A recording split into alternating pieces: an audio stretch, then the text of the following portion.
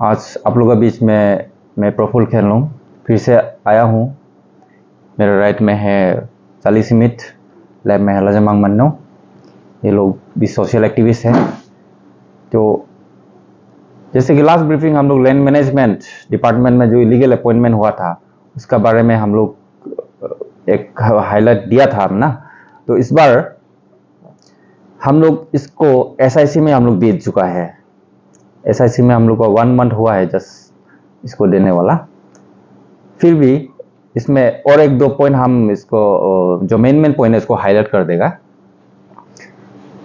इसमें एडवर्टाइजमेंट हुआ था with number LM69 ESTT 2013 1804 dated 19 नवंबर 2013, जिसमें पोस्ट निकला था सुपरवाइजर कानुंगो वन पोस्ट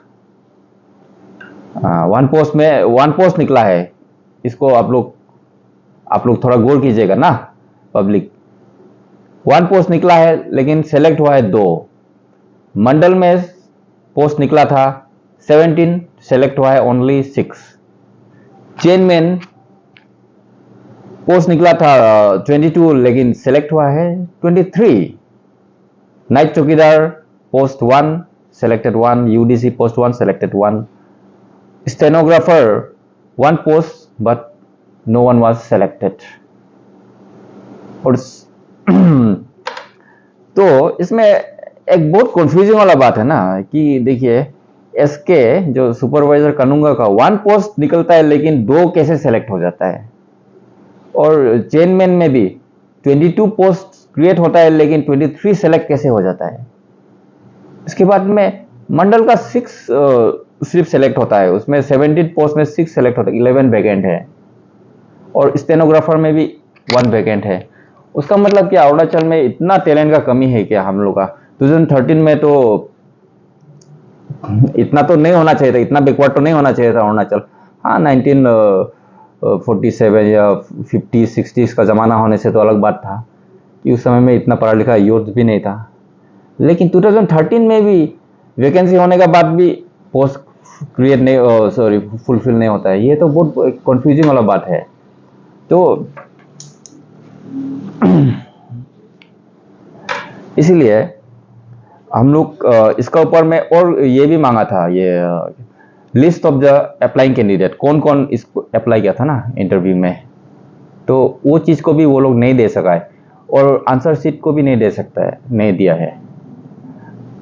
वो लोग का रिप्लाई ये है कि all documents were weeded out, सब मतलब स्क्रैप कर दिया। क्या कारण है वो तो मालूम नहीं, लेकिन स्क्रैप कर दिया। स्क्रैप किया है लोग ने 15 दिसंबर 2015 को, just after 14 months after the viva voice interview. तो इतना क्या जरूरत, इतना इमरजेंसी पड़ गया कि with in 14 months of the interview ये लोग को मतलब आंसर शीट और जितना भी अप्लाई किया था वो लोग को विदाउट करना पड़ा। ये क्या इतना जरूरी हो गया। और प्लस जो एडवर्टाइजमेंट होता है उसका सर्कुलेशन भी ये लोग नहीं किया है, IPR को भी नहीं दिया है, ना कोई DC को दिया है, ना कोई ADC को कॉपी दिया है। तो एडवर्टाइजमेंट भी सर्कुलेट नहीं हुआ है, प्लस जो अप्लाई किया है ना, जो कैंडिडेट अप्लाई किया है उसका भी नाम नहीं है, आंसर शीट भी नहीं है। तो ये टोटली इंटरव्यू जो है एकदम इंटरव्यू हुआ ही नहीं है। ये हम लोग पूरा मतलब कॉन्फिडेंटली बोल सकता है ये टोटली बैकडोर से हुआ है। तो इसलिए चीफ सेक्रेटरी सर को ये फाइनल रिक्वेस्ट एंड अपील है कि इस केस को जल्दी से जल्दी मतलब इंक्वायरी कीजिए ना, क्योंकि 1 month तो हो चुका है हम लोग जो कंप्लेंट दिया हुआ SIC में। तो अभी तक तो एक्शन कुछ दिखाई नहीं दे रहा है। तो इसके ऊपर में आप इन्वेस्टिगेशन कीजिए, इंक्वायरी कीजिए, एक्शन लीजिए, क्योंकि इलीगल अपॉइंटमेंट जो है बहुत खराब चीज़ है हम लोग सोसाइटी में। इससे हम लोग का जो एजुकेटेड यूथ का जो होता है वो मोटिवेशन ही ख़त्म हो जाता है। इतना इलीगल अपॉइंटमेंट हो रहा है। APPSC में भी लास्ट ईयर तो हुआ था, तो उसका भी कुछ सोल्यूशन अभी तक नहीं है। तो इसमें भी ऐसा है, ऐसा होते रहने से तो हम लोग का यूथ का क्या होगा ना। इसलिए इसको final appeal and request to kindly investigate the matter as soon as possible. Okay, thank you. तो आप लास्ट टाइम भी प्रेस रिलीजिंग किया था, तो आप अपील किया था जो भी कल्प्रिट है वो अपना आपको फोन में आके विथड्रॉ कर देने के लिए। तो इस बार भी आप सेकेंड टाइम ब्रीफिंग दे रहे हैं, अगर इस बार जो भी है कल्प्रिट है वो अपना आपको विथड्रॉ नहीं करेगा तो आपका फर्दर स्टेप क्या होगा और फर्दर एक्शन क्या करेगा आपको? लास्ट ब्रीफिंग में हमने ये बोला था, ये अपील जो भी इन्वॉल्व हुआ है ना ये स्कैम में, ये इलीगल अपॉइंटमेंट में, अपना मोरल ग्राउंड में रिजाइन कर दो, नहीं तो हम लोग लीगल एक्शन लेने वाला है। तो ऐसा कुछ तो वो लोग रिजाइन किया नहीं है, इसलिए हम लोग लीगल एक्शन में आ गया। अभी SIC में हम लोग दिया है। अगर SIC में से भी कुछ अगर एक्शन नहीं होता है तो हम लोग इसको छोड़ने वाला तो नहीं है, क्योंकि इतना साल से हम लोग इसको फाइट कर रहा है और ये एक पब्लिक इंटरेस्ट में है, इसलिए हम लोग PIL करने जाने वाला है, पब्लिक इंटरेस्ट लिटिगेशन करने वाला है। तो हम लोग का एडवोकेट टीम भी रेडी है, सब कुछ हम लोग का रेडी है, यही है। और एक है ये जजमेंट है CBSE वर्सेस आदित्य बंदोपाध्याय, ये 2011 का जजमेंट है। 2011 में आदित्य बंदोपाध्याय जो CBSE का स्टूडेंट है क्लास 10 का, उसने अपना जो मार्क्स है, मार्क्स को लेके सेटिस्फाई नहीं था, इसलिए उसने RTI किया था, लेकिन RTI में उसको डिनाई किया था कि हम लोग नहीं दे सकते आंसर शीट। बाद में उसने सुप्रीम कोर्ट, हाई कोर्ट में गया, हाई कोर्ट से फिर सुप्रीम कोर्ट में गया, तो सुप्रीम कोर्ट फाइनल जजमेंट दिया है उसको कि candidate can get his answer sheet under the RTI act. ये RTI एक्ट का अंदर में आता है, तो डिपार्टमेंट ने इसको तो वायलेट कर दिया ना, क्योंकि 2011 में जजमेंट निकला था कि आंसर शीट जो है RTI का अंदर में है। तो ये लोग 2015 को क्या जरूरत है कि वो लोग विदाउट कर दिया आंसर शीट को।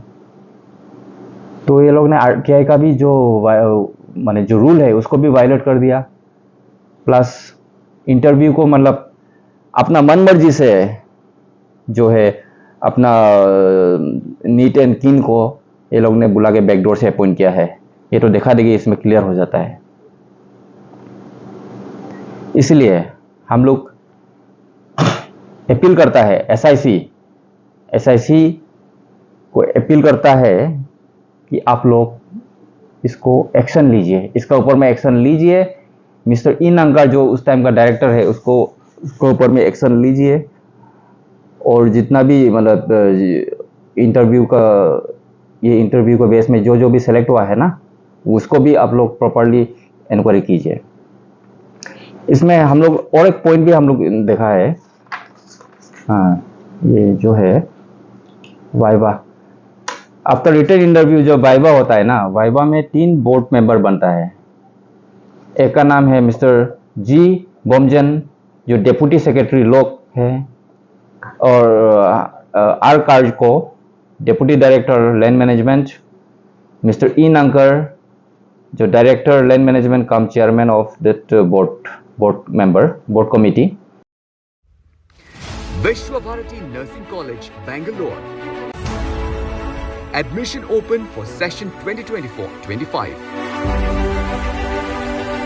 JNM Nursing, BSc Nursing, D.Pharm, B.Pharm amadi BPT की admission होजरे।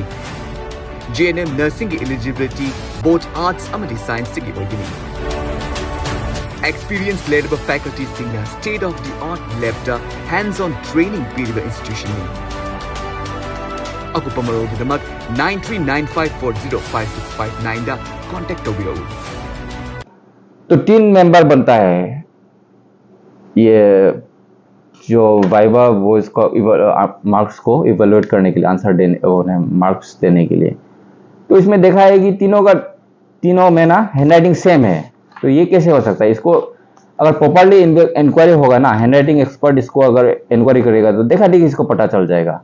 तो हम लोग का ये भी SIC को अपील है, तो इसका ऊपर भी आप लोग इंक्वायरी कीजिए, ताकि माने आप लोग इसको प्रॉपरली उसको एक फुल प्रूफ मिल जाए ये कि मतलब इंटरव्यू जो है एकदम फॉल्स हुआ है, ये टोटली मेकिंग है बोल के। तो यही हम लोग का पॉइंट्स। अल्टीमेटली हम लोग चीफ सेक्रेटरी को भी फाइनल अपील करना चाहता है, एक रिक्वेस्ट करना चाहता है कि मिस्टर ई नांकर जो रिसेंटली अभी रिटायर्ड हुआ है डायरेक्टर लैंड मैनेजमेंट में, उसका ऊपर में स्ट्रिक्ट एक्शन लीजिए, इन्वेस्टिगेशन कीजिए, क्योंकि एसआईसी का जो हेड होता है वो चीफ सेक्रेटरी होता है, तो चीफ सेक्रेटरी से अप्रूवल लेना होता है, ऐसा एसआईसी का कहना है। तो